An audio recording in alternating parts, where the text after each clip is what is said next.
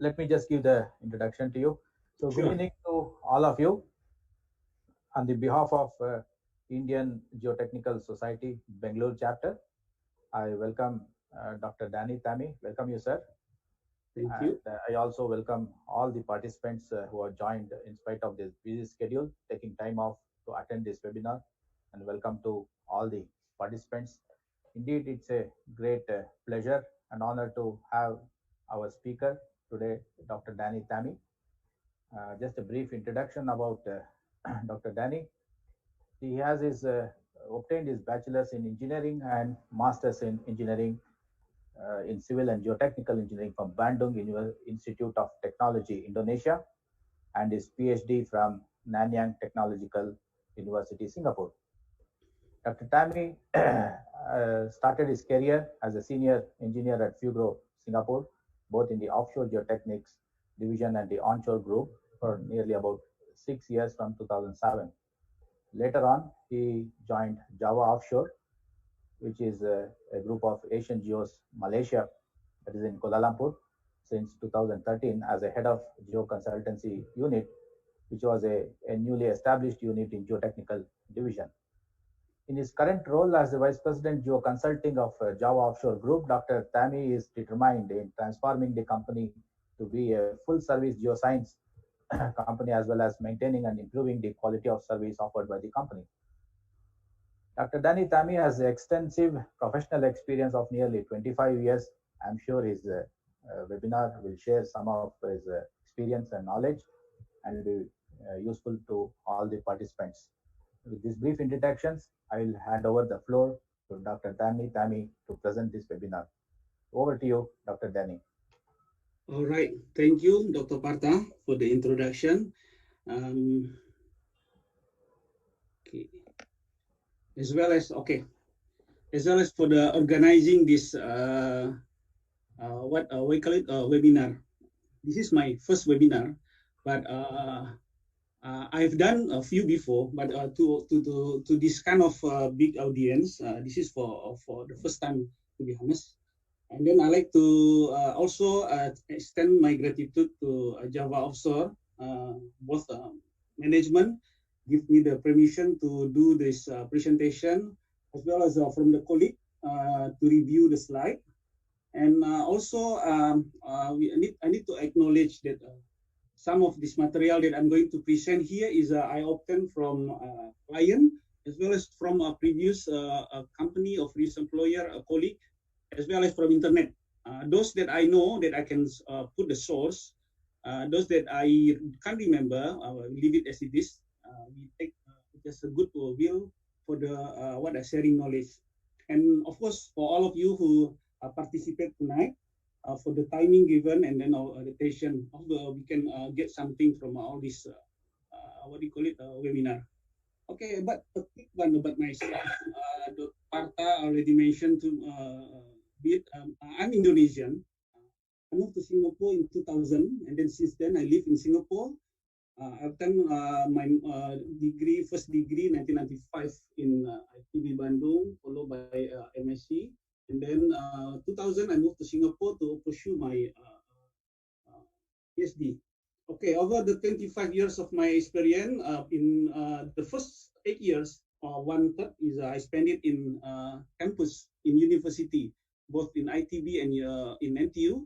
And then the next I moved to in industry, and then in last 7 years I stay in Java also.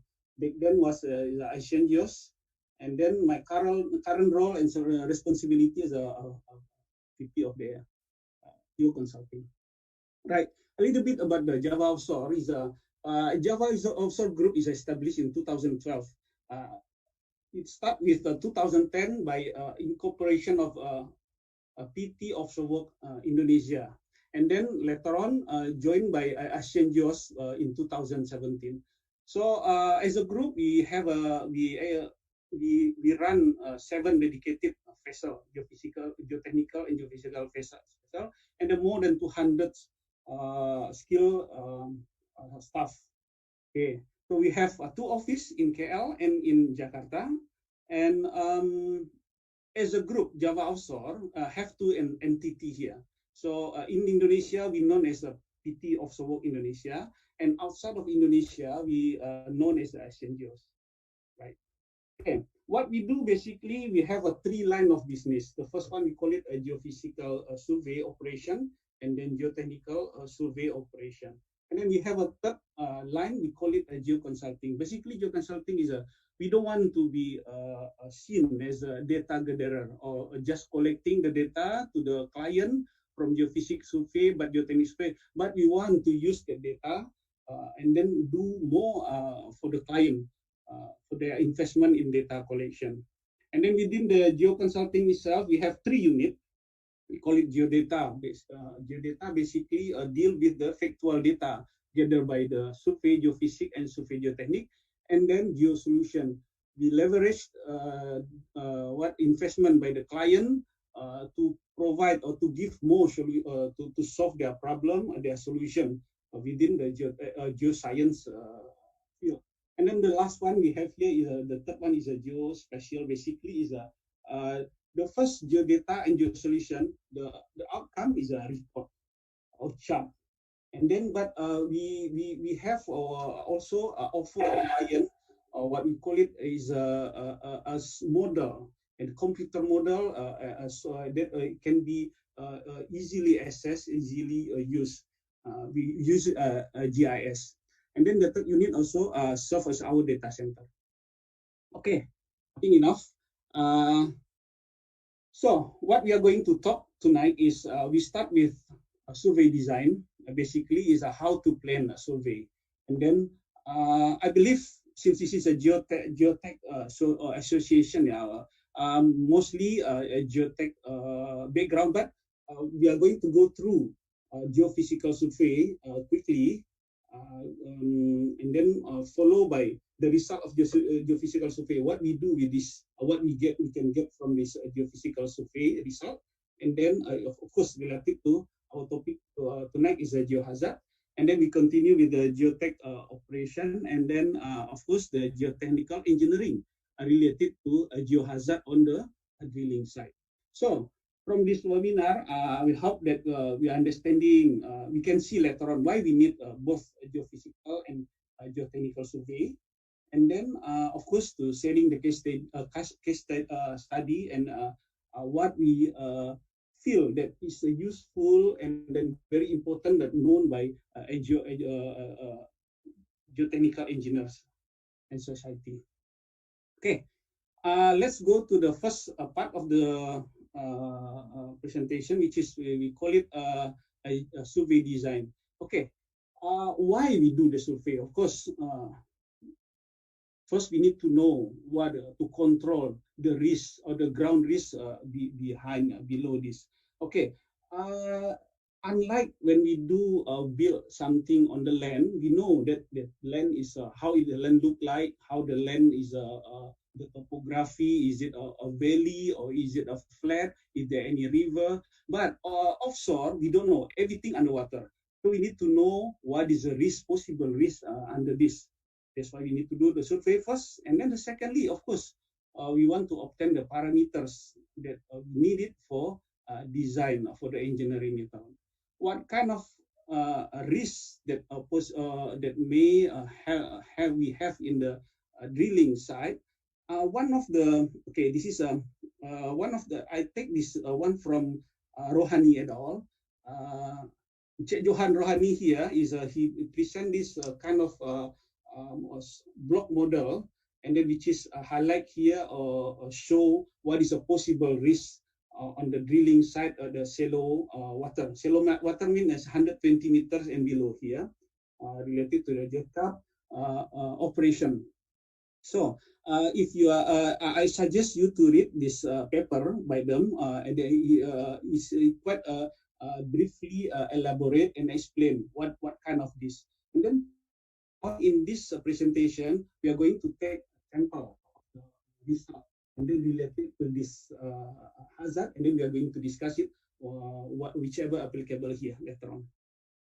Okay, now after knowing that why we need to do a survey, and then we need to know when we do the survey. Of course, basically survey, we just need to do it start from the well exploration or appraisal all the way to the commissioning, including the developing, and then during the the operation as well.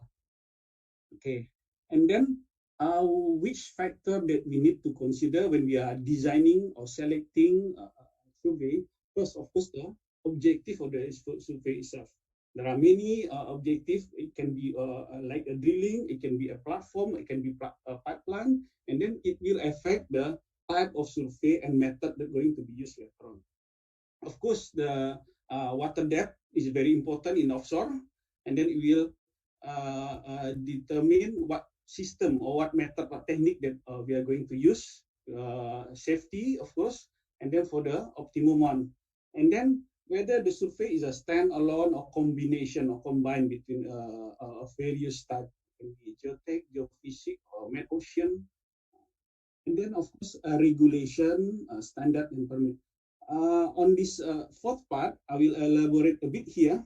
This, what is a standard that normally when we design or before we move our crew and vessel equipment to a site, of course, we need to know meet the international or local related to maritime what a standard, and then of course oil and gas, and soil mechanic, geophysical, geotechnical, and also a local permit.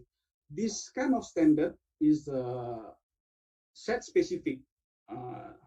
Like it is from one country to another country, it will be different. Not from even with the same one country, say like Indonesia or Malaysia, from one port to another port, the regulation can be a different. And then in term, say we have a same port or same site like in Sarawak. In Sarawak, we have a Shell, we have Petronas, and then between the client itself, it may use a different standard.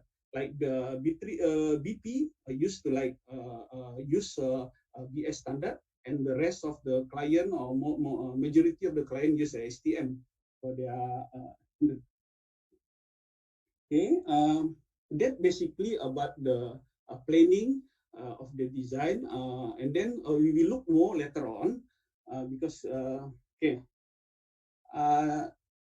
Right now we continue with the first the first part of the presentation basically is a geophysical part. Okay, for a drilling site, this is a typical typical scope of the work that we need basically. It start with the water depth measurement, and we use echo sonder or multi-beam. Seabed feature, we need to know what is a seabed, around the seabed, and then we need to know is there any magnetic metal here that can affect the drilling operation later on. Of course, we need to know a shallow geology here, and then can be from sub-bottom profiler or even a deeper one that can also need to get, especially in the shallow gas prone area, we need a 2D high rise to see whether the location that being selected is quite safe for a drilling operation. Okay, typically for drilling site is the size is from 1 meter to 1 meter all the way to 5 meter to 5 meter. But for the location that client quite certain that they are not going to move the well, can be a 1 or 2. But in most of the case, we do is a 3 to 5. Yeah, and then the reason why we need 5 sometimes is this location is not can be the well can be moved to, as I said, to get the optimum the optimum and then the safe location of the well. So that's why I need to cover both. Okay, and then this is a typical arrangement. We call it a single pass. Single pass means all of this equipment is run by one pass. So there is either that one is a 2D high rise, and then analog. We call it the first 4 is analog. Is we run by one pass, and then we see here 3 meter, 3 kilo by 3 kilo. The vessel is not going 3 kilo, especially when we do a 2D high rise here.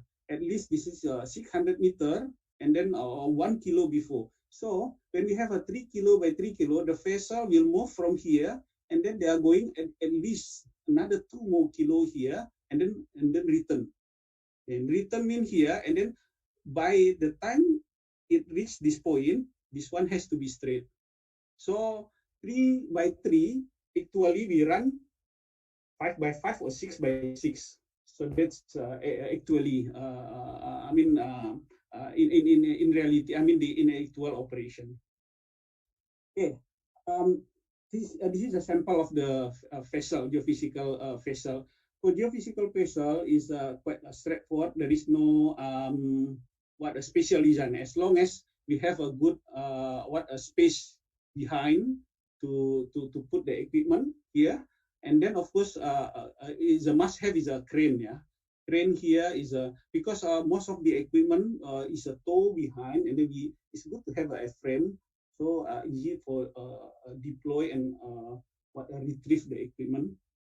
And then let's see some of the sample of this what you call it geophysical survey. It can be this is we call it bathymetry. This is very useful. I mean, it's required when we have later on bring a geotech vessel or a rig to put the anchor. So to calculate or to locate the most optimum anchor later on, we need this bathymetry data. So in order to get the enough or adequate grab or holding for the anchor, and also here if you convert it, if you get a multi beam, you can get it converted into 3D, and then you can get some what image what do you call it features, yeah, around the seabed. Can be poke mud or can be depression, something like that. Okay.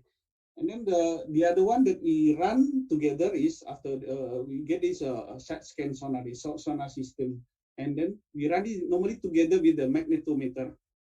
Okay, side scan sonar is basically to identify the object that at the surface. It can be a pipe, it can be a wet vessel, or it can be other dangers like a bomb from war, or like a human made like this what a footprint from the rig that visit the site before, or the asset by client like a wellhead and everything. So it can be identified the object as well as what kind of sediment on the surface itself. Okay, the next one is a SBP or sub-bottom profiler. We can get a shallow geology here. Okay, by running the SBP, we know roughly what is how the soil layered below, and then we can see if there any fault, how is a simple layer or a complex geology, which is going to affect where we are going to build the platform later on to select the location. Okay, and then the other one is 2D high rise. I will show the type of the result later on. We have so many, I mean, various type of equipment when we are going to do a geophysical survey, because each of these have a different what we call it focus. Like beam and Cosender is only on the surface. When we need below, we have to go to a different frequency from different equipment, which is can be finger or from sub-bottom profiler. And if we want to check whether there is a gas or go deeper, and then we check 2D high rise. And then this is a 3D conventional, is a normally is a very deep, up to more than 3,000. This is basically for the check reservoir. Okay, so from the geophysical report or survey, what we get is basically the image. I mean the image of the roughly the area. What is the surface? How the bathymetry is, and then what is below the beneath. But we know it qualitatively. We don't know exactly. We know it roughly, but we need to make sure what is it exactly, because we don't collect the physical soil. That's why, and then this is useful because the purpose, one of the main purpose of geophysical survey is to control the hazard. Now, based on this geophysical survey, we can check we know whether the location is safe or any other. Like look one by one, a sample. Yeah. First, I recall the image that I presented earlier. Say the first one is a deep or uneven spark can. This is which is number here is on here where there is a when we have a buried channel here, the spark can, the leg of the rig can be different from one because this is the rig as a three independent leg. Okay, when they have a different leg, it can there is additional strain that from the leg here, which is can be a dangerous during the operation or can be damaged the rig. That's why this one we need to avoid. And then also when they have so you this is the image, one of the image showing that where we have a channel here, and then the original location here is at this location where we just at the slope of the channel. So when we drill here, it has the rig may have a different, and then also can be slip. When the slip, it can damage the leg, and also in this particular region, it also happen to have a coral near the surface, and then the client proposed to I mean to change the location. So rather than drill here, they move the well location. And then the other sample is when we have a shallow gas and where we have a active seismic zone. Okay, and this is the image from 2D Harris. Just now the image from SBT, sub-bottom provider. Okay, from here we can easily see that there is a fault, and then it can be active, it can be inactive, but you need to consider this one when we build a platform. Okay, if it is active, you can check with the with the either any earthquake record nearby, or you can check with the what do you call it earthquake map, and then um, here we also have a gas here. This is gas. Okay, why this is this is not a gas that from reservoir, because this is the depth is 100 to 200 meters only. The reservoir is below 1,000 of meter. So this is a could be seepage from the reservoir. And then why this one it become dangerous, because during the drilling it will give it can give what do you call it hazard during the drilling operation. Drilling mean here is a Jacob drilling, when the drilling a well here, because this one is a have a difficulty and a big challenge here. So drilling team normally avoid this kind of shallow gas. Okay, this is one of the sample, classic sample. When during the drilling, it just hit shallow gas pocket, and then this shallow gas pocket can be flammable of methane, and then when there is a heat or what a generator or the electricity running in the rig, it can create a fire and then major loss. Or if there is no the other type of the gas is H2S, which is positioning gas, right? It can be a major loss. And then this is the one that I mentioned just now, how to identify the shallow gas.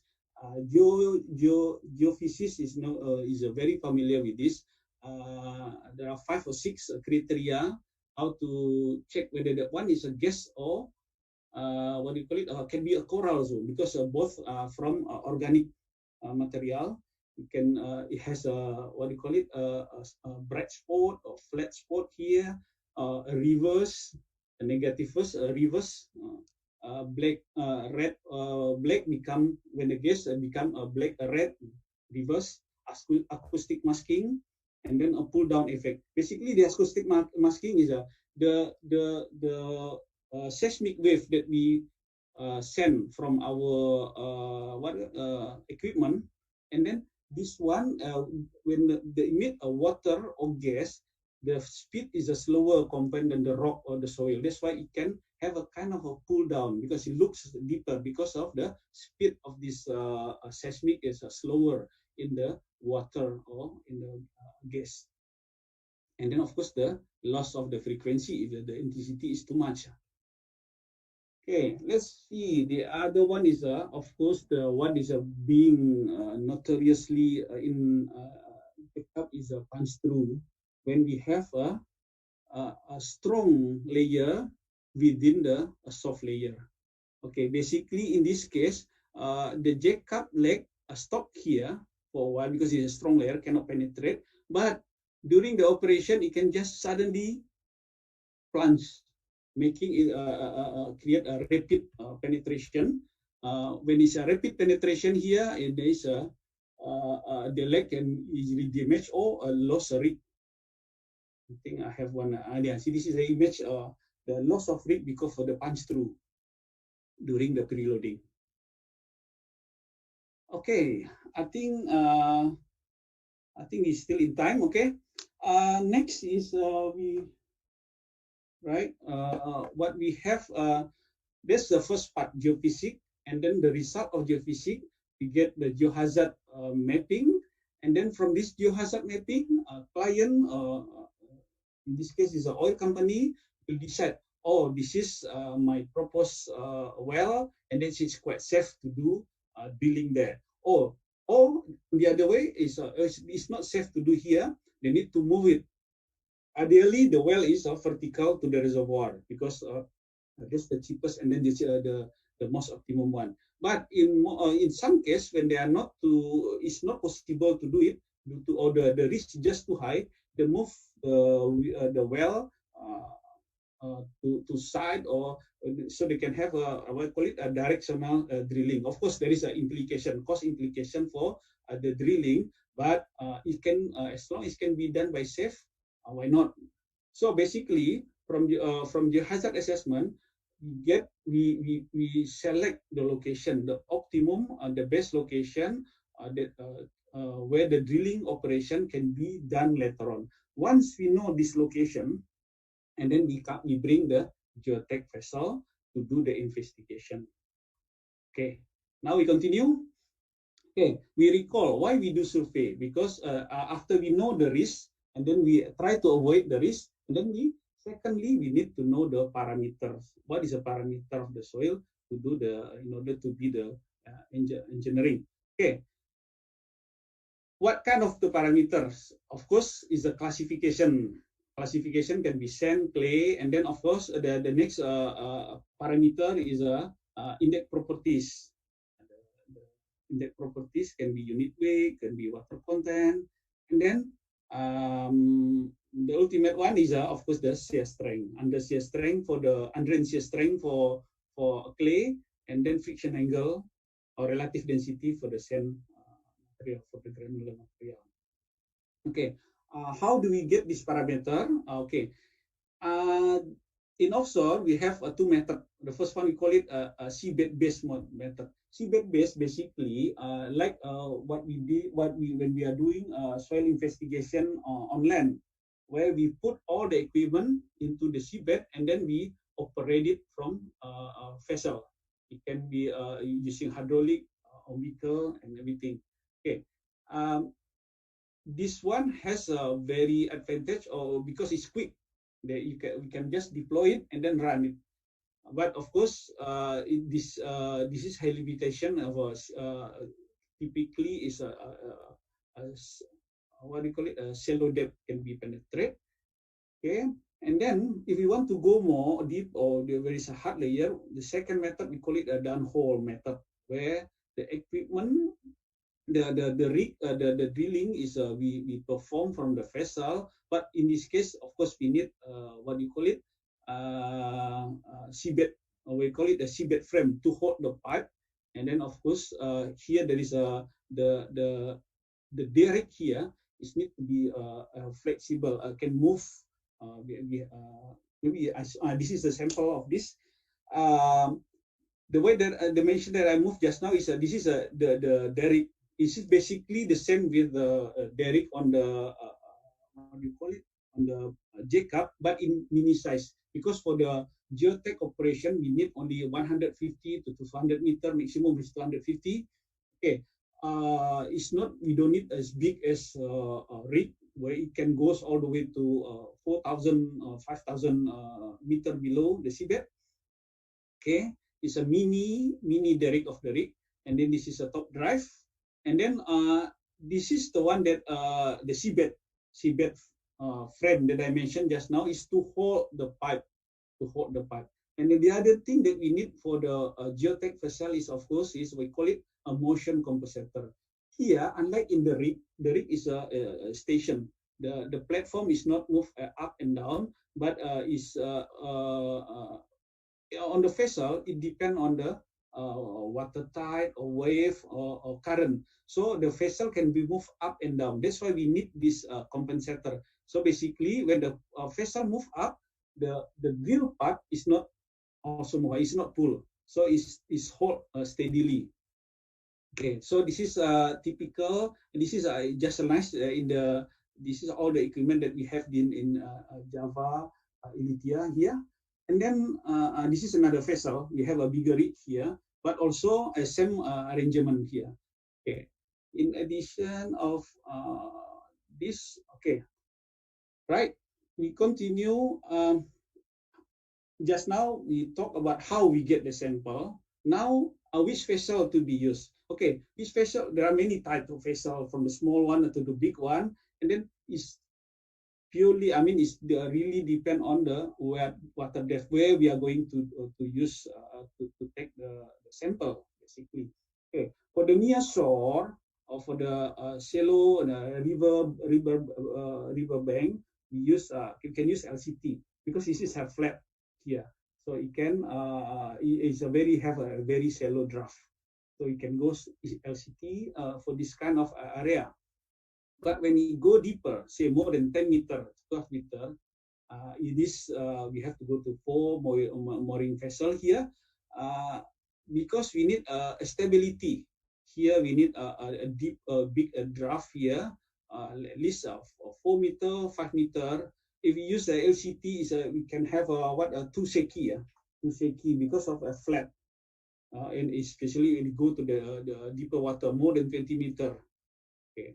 And then if we go to more than 120 meters, 120 to 120 meters, we need to go to the DP mode. DP mode means is dynamic positioning. So the vessel have the navigation in the vessel, connect to the satellite, and then it lock the location. When the vessel move, the engine will adjust the location so it doesn't move anywhere. For mooring is we switch off the engine, and then the vessel position is held by the anchor, 4 or 5 anchor, at least 4. Yeah, some vessel have a 5 anchor. So that's the difference between these 3 different. And then for the seabed mode, we don't really okay. We can we use this kind of small vessel basically, right? Also, in the vessel, we need to have an onboard laboratory. Why we have this? Because unlike when we do a soil investigation in land, when we have not enough data or when the data is not enough, we can come back tomorrow. We can come back next week. But on offshore, the mobilization is the main cause of this campaigns. So we need to ensure that the data we collect is correct. Is adequate, and of course, is meet the quality. Okay, we do that. We extrude the sample on board, and then we do the test. Start from classification, and then the strength, also the index properties here, the UU or Modovan, and then also what do you call it? We need to take photos, and then after that, the sample we store it, bring to a land lab or for onshore lab for the further testing. Some tests cannot be done offshore basically because of the vessel keep moving, and like a console definitely we cannot do it, or the other tests that longer. So we send it to onshore lab, but we need to ensure that before we move the location, the data is good, and then the data is enough. Okay. The result of the offshore geotechnical investigation, of course, what we call it a boring log here. This is one of the sample of the when we have for the jackup rig, typical borehole plan is each each leg we have at least one sample or one CPT. For the high risk location where we have a possible punch through, it is recommended to have one sample, one borehole for each leg. Or for in the simple area, well-known area like what do you call it, Java Sea, Northern, it can be have one sample at the center and one CPT. But this is a typical, the most common. I mean, the cost of the one CPT is not much compared than the cost of mobilization, right? Once we know the soil data, and then we can do the geotechnical engineering. In this case, we focus on a lake penetration analysis to see how when we bring rigs there, how the rig being in place is safe enough, and then it will affect the later on. Of course, this one is for the approval of the location. If it is too risky, and then the insurance company is not willing to cover it, and then we need to do a kind of set specific assessment for this, or by adjusting the preload procedure, which is our friend from MWS normally doing this. Okay, a little bit on the Jacob rig. Jacob rig has a 3 independent leg. At the bottom, it has a spot can, which is basically is a footing, simple footing, but it is a huge, can be 15 to 20 meter width, and then it has an independent each here, and then this is a parameter that we need for our analysis. Start from the area, and then of course the volume as well, and then what is the intended load. Intended load here is a two type. Is a light, we call it light ship weight, is basically the weight of the rig without preload, and then the preload, the intended preload. Maybe you see in the next slide here. This is the Jacob rig installation. First, after we bring the rig into the site after towing, first we call it the rig. We can see here the rig is still floating. The hull is still floating, and then lowering down the leg, we call it a soft pin. And then after that, lift the hull, not much, half a meter to 1 meter only. And then when we lift this one, all the weight of this is transferred to leg penetrate further here. Just now is the soft pin here, then move to this A from this one. And then after that, we do the preloading. This is this one is based on the weight of the rig, it's a self weight of the rig. And then we do the preloading. How we do the preloading normally is we put the water into the ballast of the rig, and then we do the preloading until this point. Okay, until we ensure that the rig is stable enough, and then we do unload, remove the preloading, move to here, and then after that, the rig can be the platform can be raised to the intended safe operation. If there is a near the platform here, this one must be higher than the platform. There is this one, it depends on the HSE also of the platform. Okay, right, and then we can see here there is a gap between maximum preload to the load during drilling. This is maximum preload. This is safe weight, and then this is a load about during the operation. So this one we call it safe margin. But we know that this foundation is stable enough because we already loaded up to this point, the QE, to the B point. This is the one that I mentioned just now, is a maximum preload, is a QE. Okay, knowing the soil parameter, knowing the rig parameter, and then we can do the analysis together. Now, in the Jacob industry, this normally we refer to the SNEMI and ISO here. There are different type of failure mechanism here. Okay, basically the footing is the same like a shallow foundation, But the difference is when we design a shallow foundation, we design at a limit equilibrium. We calculate the ultimate capacity. After that, we divide the safety factor, maybe half or become one third, safety factor 2 or 3, and then we only load foundation to one third of the capacity. Basically, it just stable here. But for the rig, we load it all the way to fail. So in this case, when the J-cup rig penetrate, this one we fail the soil, we push the soil down until it reach maximum capacity here. Until it's reached the ultimate capacity of the soil here higher than the maximum preload here. So in this case, we always work on the ultimate capacity, right? So there will be a difference with the shallow foundation because of that. For the simple uniform soil and layered soil with the strength is not significant different, we can use the same approach as a conventional approach as a shallow foundation of footing. But when we have a layer soil, this is what happened when we call it punch through type of failure mechanism. In this case, we have a hard layer of stronger layer overlaying a weaker layer. In this case, the mode of failure is not governed by this layer anymore, but at the below layer plus the friction along this. So different mechanism, not like this anymore. And then the other one is most common also is a squeezing. So basically, the spark can just push the soil. When we have a strong layer, a soft layer sandwiched by a too strong layer here. So this strong layer, when the rig penetrate, it just displace the soil. So the calculation, of course, will be different. We will see later on in the one of the case studies.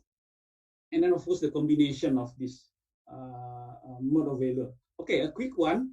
I just give, this is suggested by Dr. Pata, to give illustration how we do this analysis. Okay, just a quick one here.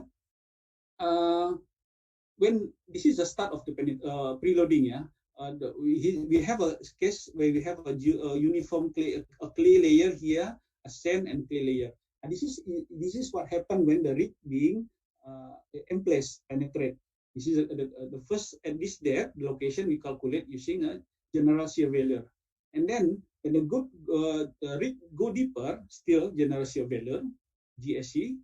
And then at this point, the backflow happen. What do you mean by backflow is the soil on the top of the rig collapse here. So fill the soil on top of it. Just now it's like this. Now it's filled. And then because of the soil, because of the additional load of the soil, of the strength, is reduced. Okay, it continue penetrate, approaching the still general shear failure after this until this one is quite close to the sand layer where we have a squeezing. This layer is just being squeezed out. Okay, being squeezed, and then we have a now the what do you call it? The spark can sit on the sand layer, and then continue. Now still general shear failure, but on the sand. Just now on the clay, this one is on the sand. Different formula. All of these formula have a different formula. You can always refer to SNEME and ISO. The formula is there. So we just need to understand which formula that we are going to use for a different depth or for different method. Okay, we continue with a general shear failure at sand, and then until the spark can quite close to the interface between sand and clay here, where the punch through will happen. So basically, the punch through here is governed by this, not by sand anymore, but by the underlaying of clay layer. What happened when punch through is, of course, it drop the strength. This is what being afraid. If this one drop is too much, it will, and then there is what we call it uncontrolled rapid leg run, which is something that we avoid. And then, of course, later on there will be some. If this is happen in our site, there will be adjustment how the preload being done for this location. And then the rig will be continues to penetrate until the ultimate capacity of this depth is higher than the preload. And then the rig just stop and stabilize there. Okay. So the punch through here, it will affect how the preload procedure, like as I mentioned just now. It can the MWS later on will decide, oh, this is can be preload. We need to do 1 cycle, 2 cycle, or 4 cycle mean the loaded up to say 1 cycle to 50%. 50% mean is after the from the light sheet weight to the maximum. So they load it up to here first. Say they stop it here, and then they wait for say 4 hours, and then unload the preload, then continue loading again until it be safe enough, rather than just rapid.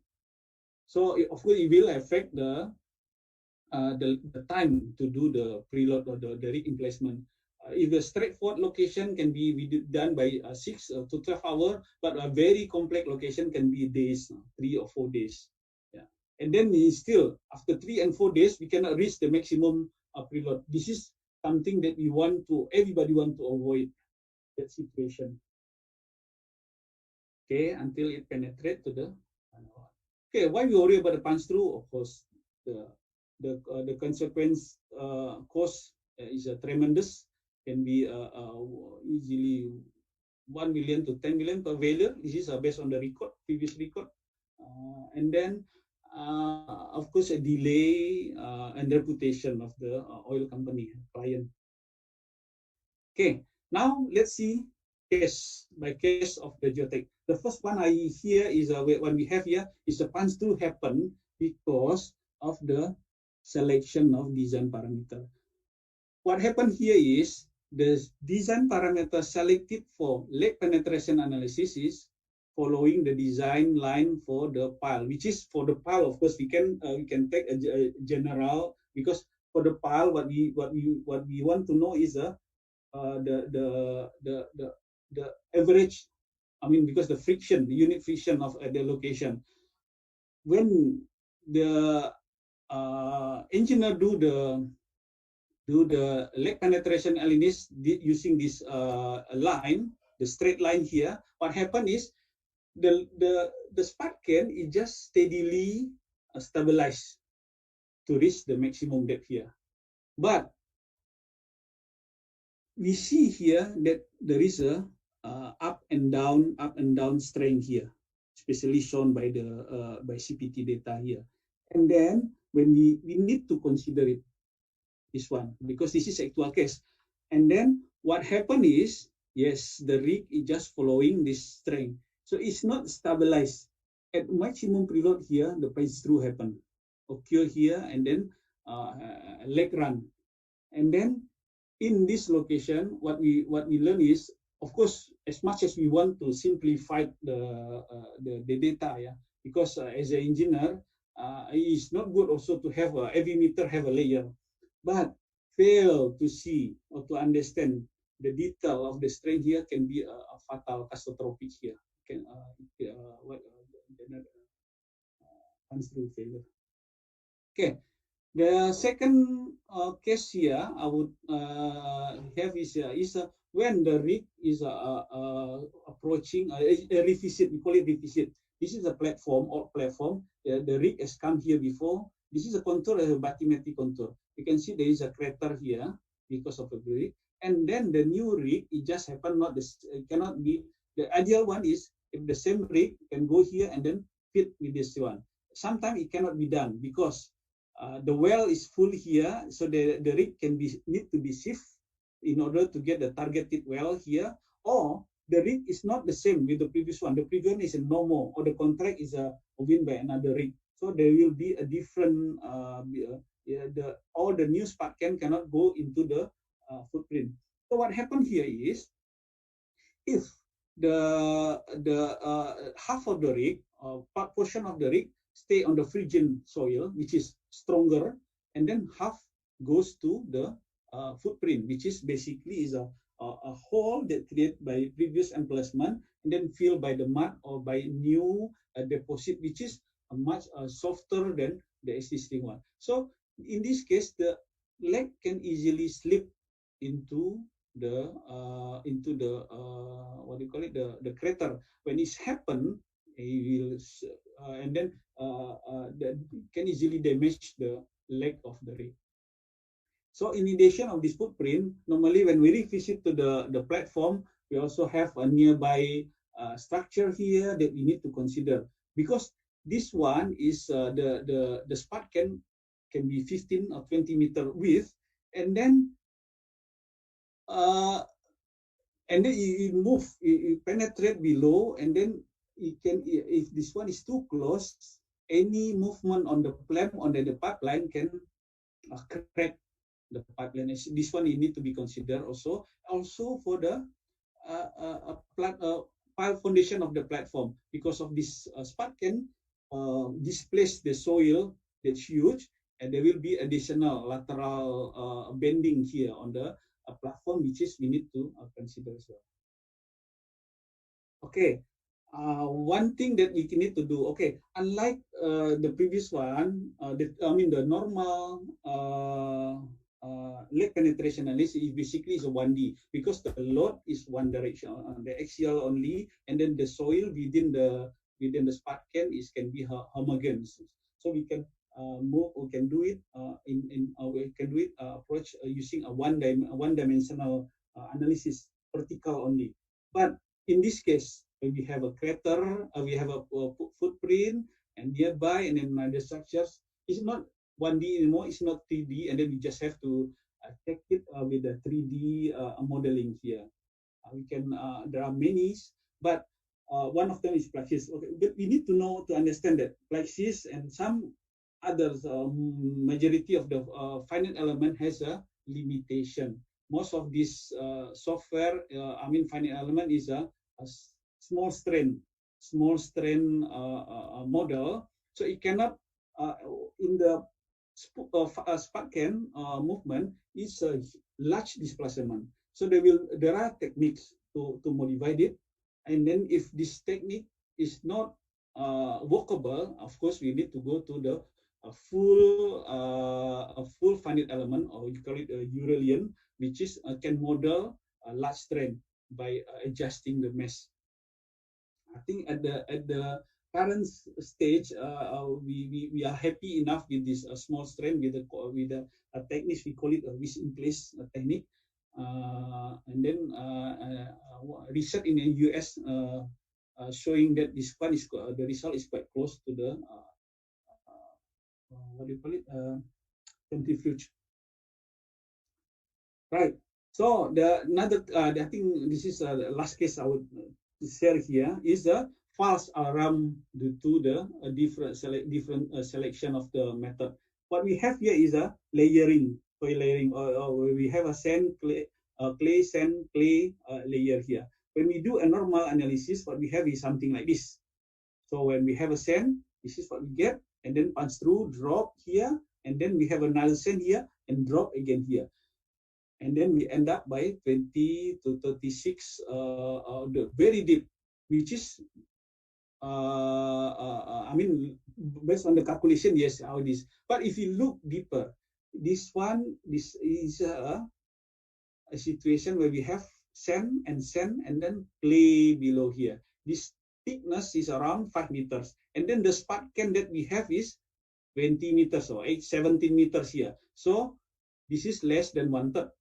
SNAMI suggested that 1/3 it can be a squeeze.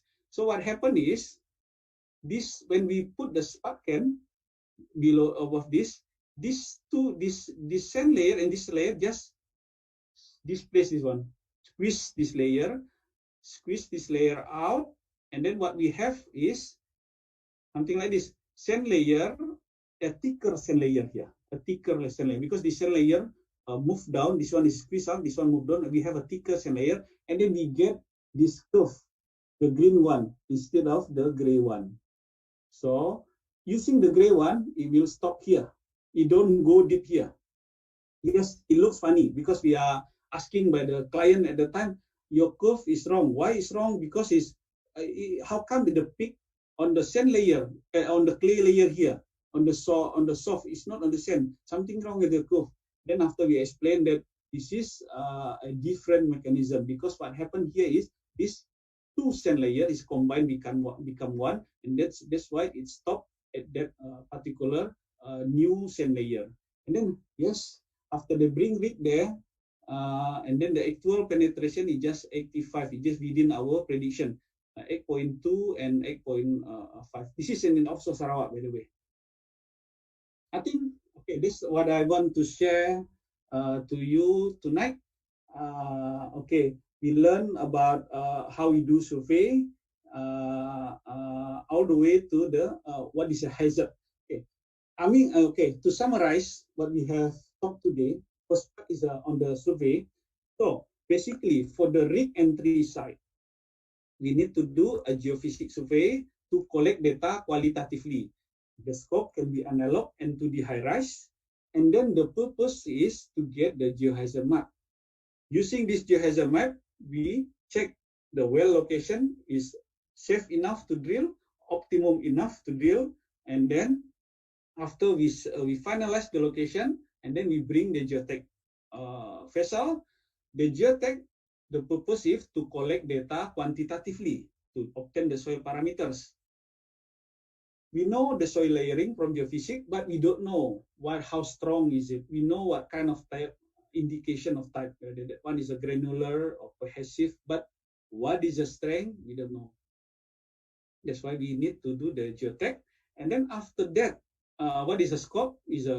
Can be sampling and in situ testing. And when we have from the geohazard map showing that there is a shallow gas, we need to do a pilot hole to ensure that the absence of the shallow gas. Hear me well, the absence. So the approach is we select the location that there is no gas, but we still need to ensure that there is actually no gas, because when there is a gas and then we do sampling here, it will danger our people working on the deck.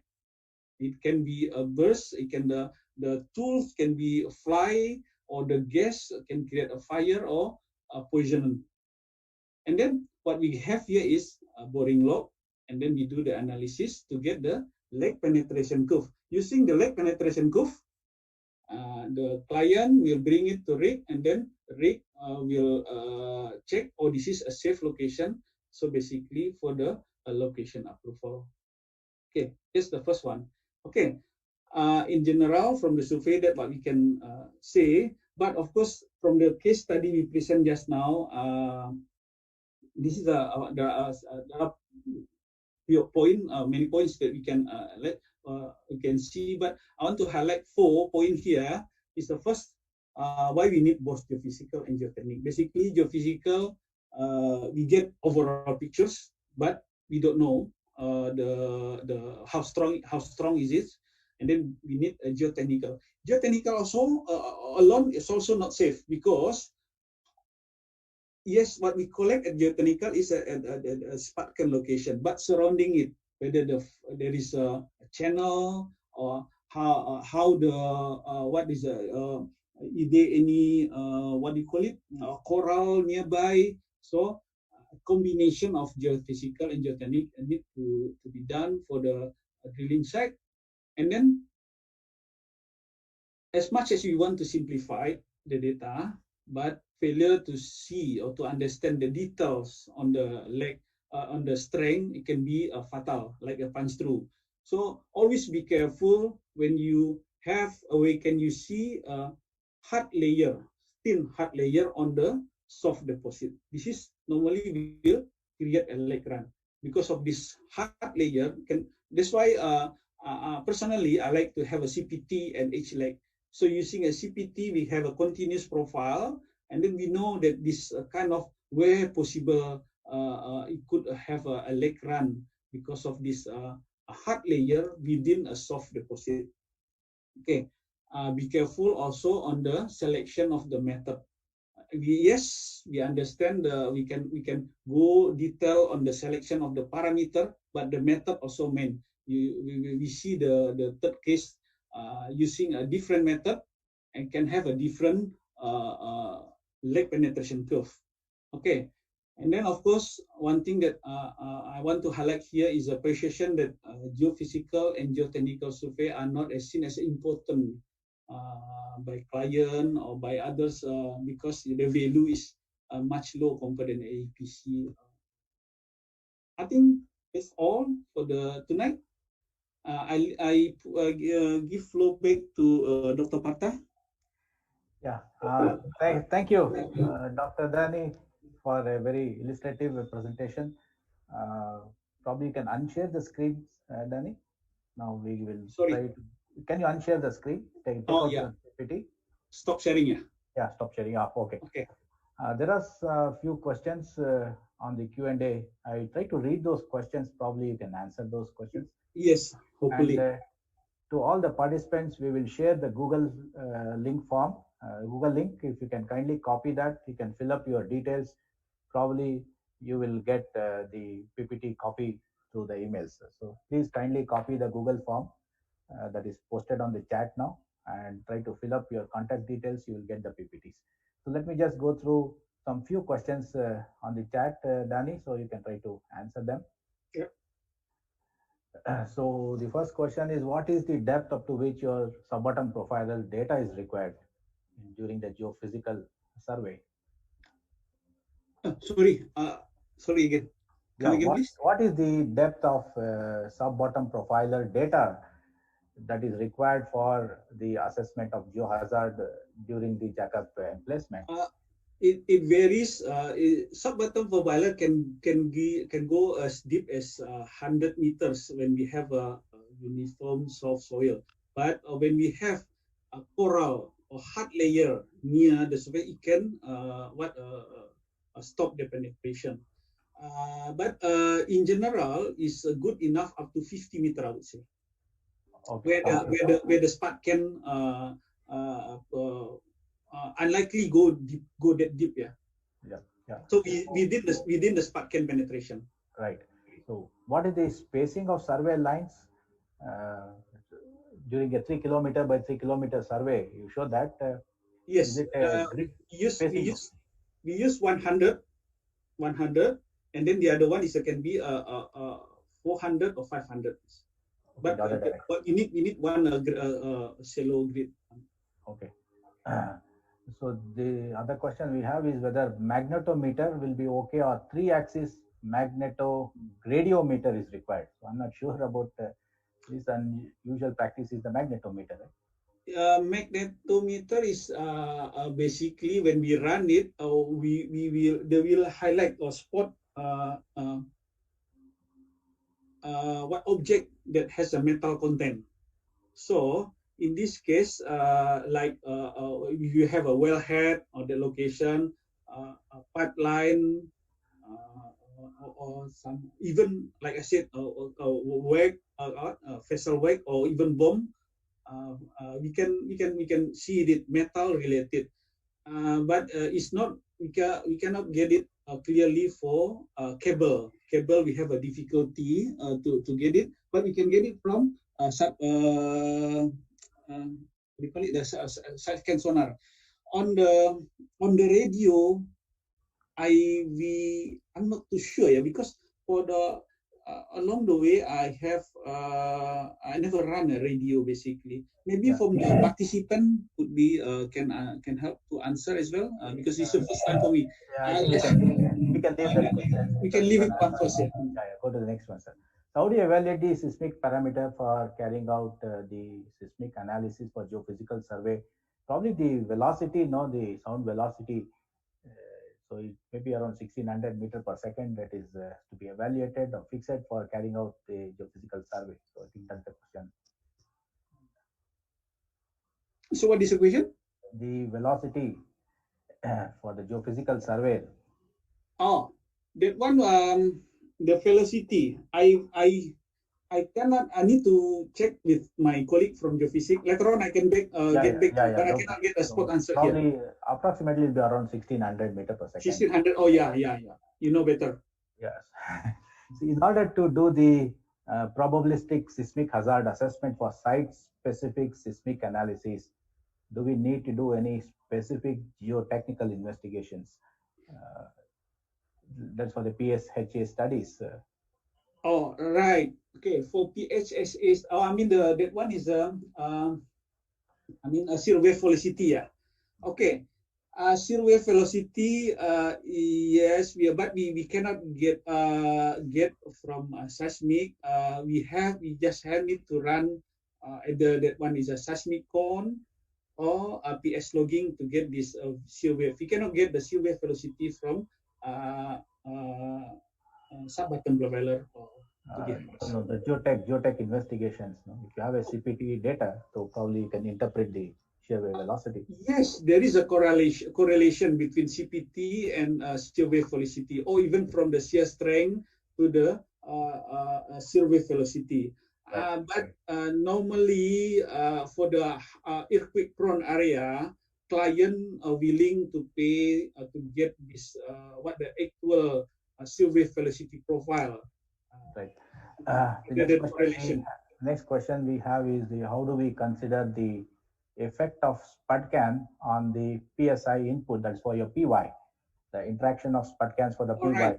Degradation of PY, Billy. So basically, that one is when a SPUTCAN penetrate, studies either the one is a model in lab or in numerical and centrifuge, showing that half of diameters is affected, half of diameter. So there is we can zone the area. Okay, we can zone the area around the SPUTCAN perimeters. Okay, if the pile is close to the within the disturbed area, there is what do you call it? Numerical study. They have a kind of correlation curve where they follow it from the numerical modeling. So I can use this one to reduce or reduce what do you call it? Correct the value of the strength of the particular soil in this in the affected area, and then use the strength, the corrected strength to generate the PY. Okay. The next question we have is what are the special precautionary measures to be taken care during conducting an offshore geotechnical investigations? So precautionary measures during the offshore investigations in terms of safety, in terms of quality of the vessels and the equipments you use. We have a standard, what do you call it, operating. The safety here, I would say for the safety is, of course, we need to ensure that where we drill the borehole, when we lower the equipment, have to be safe, not from there is no harmful between below, and then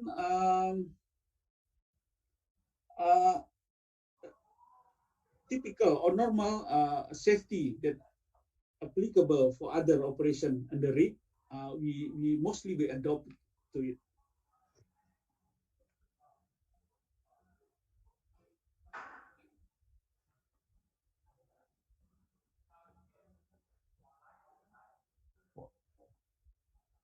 So what are the measures taken to avoid any settlement of the seabed frame?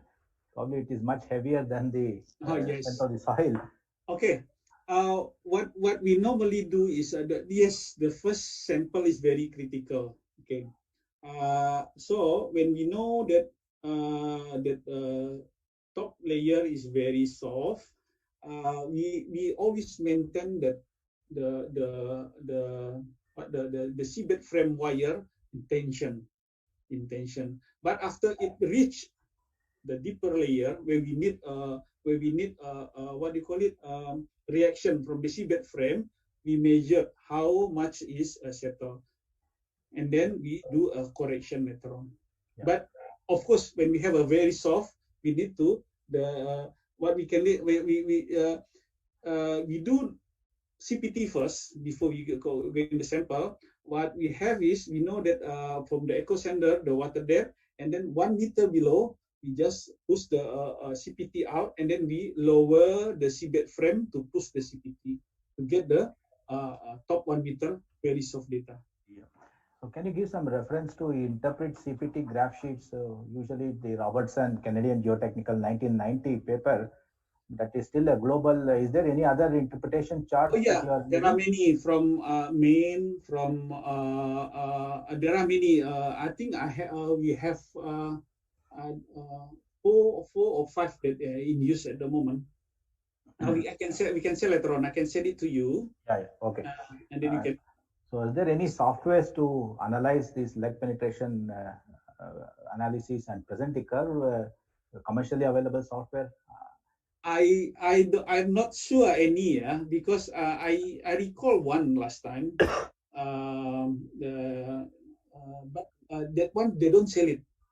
They have it, but they sell it what a license for 1 month, for 1 year, but they don't really sell the software like that. Of course, McClellan developed the first one using a Fortran, and then grow, modify, improve it all the way until now. And then, but we can have a similar algorithm to use. For us, we use VBA, VBA in Excel, and then so far we are happy with it. Yeah, yeah. So even a manual calculation is a simple bearing capacity. Yeah, hand calculation is a yes. Of course, one time, 2 times you need to check it. I mean, sometimes the result is not what is not realistic. You need to check it in hand. But we are happy with our in-house template at the moment. So what are the types of geophysical investigations usually conducted before? I think the first part of your presentation covers all the methods: bathymetry, the side scan sonar, sub-bottom profiler. We can skip that. Do we still need geotechnical survey for a revisit after several years to be carried out? Because there is a footprint already available. Do we require to do a geotechnical survey for a revisit? If the SPATCAN, the old data is within the SPATCAN area, we can omit it, and then. But if there is outside, and then we can check our geophysics data. How is the geophysical? How is the soil layering, lateral variation? Is there any lateral variation? And if there is, even if there is no lateral variation, we check whether that one is has a potential, or like hard layer followed by soft layer. So it's depend. We cannot say it. There is no yes or no. We have to just see it case by case. But in most of the case, yes, as long as we have a debris survey, and then the location is enough, is we can some warranty surveyor willing to do it. Unless if you go to the other side of the rig entry, rig entry, the other side. Yeah. So probably we can take the last question. So why the survey lines is uniform? Should we reduce the spacing as you go towards the well location? Oh yeah, yes. No, in the center grid. This is just an illustration. Yeah. In most of the case, close to the well, we have a closer rate. But there are, in most of the case, we don't know yet whether our client don't know where they're going to, is it the well location or not. So sometimes when they have a quite sure, or this is my well is not going to far away based on our previous borehole within the same field or nearby well, so we can have a closer grid near the well. Okay, I think we can conclude that with that. Thank you, Danny Tammy, on behalf of Indian Geotechnical Society Bangalore chapters. I really appreciate, and it's a wonderful presentation. Now, for all the participants, kindly copy the Google Forms and fill up your details. You will get the copy of these presentations. So with this, I want to conclude. I will hand over the floor to our Amla for a vote of thanks. All Amla? right. Okay. Thank you for having me, and thank you for all the participants that asking question, or thank you for listening. I hope we learned something tonight. Absolutely. Amla, can you please Yeah, propose the vote of thanks? yeah. Hi, sir. I Amla, on behalf of Indian Geotechnical Society Bangalore chapter, would like to propose vote of thanks to Mr. Denny Tammy, Vice President, Java Offshore. Thank you so much, sir, for your valuable time and this lecture, and all the participants who participated in this event and turned this into a successful one. So I hope everyone filled the Google form which we shared in the chat box. And thank you once again, and stay connected with IGS Bengaluru chapter for upcoming event details. Thank you. Yeah. Thank All you. right. Thank you, Danny. Thank you to all the participants. Thank you. Thank you all. Good night.